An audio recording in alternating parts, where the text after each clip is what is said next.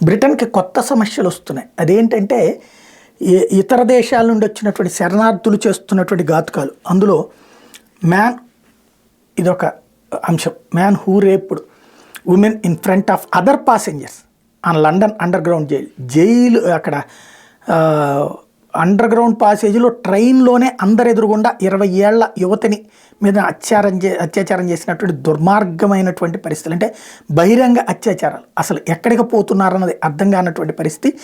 అందుకే దాని మీదనే అక్కడ పబ్లిక్ నిలదీస్తున్నారు. శ్రీలంక పాపులేషన్ 2.3 కోట్లు, బ్రిటన్ పాపులేషన్ 6.7 కోట్లు. కానీ భారతదేశం లాంటి చోట్ల ఇల్లీగల్ బంగ్లాదేశ్ రోహింగ్యాస్ 4.4 నుంచి 6 కోట్ల మంది ఉన్నారంటే ఓ బ్రిటన్ జనాభాతో సమానంగా ఉన్నారు. అక్కడ చిన్న చిన్న అంశాలను కూడా మనం అందరం ట్రోల్ చేస్తున్నాం. బట్ మన దేశంలో ఇదెక్కడ దారుణం అని ప్రశ్నిస్తున్నారు. ఇంకొకటి అత్యాచారం కూడా ఇట్లాంటిదే. ఇంత దారుణమైనటువంటి అత్యాచారాల సమస్య. సోమాలి ముక్తర్ జమా 35 ఏళ్ళు approached a woman in a wheelchair being pushed by a porter. He kissed her and grabbed her breasts at Saint Mary's hospital Paddington. ఇప్పుడు వాడికి he had 4 other convictions for sexual assault and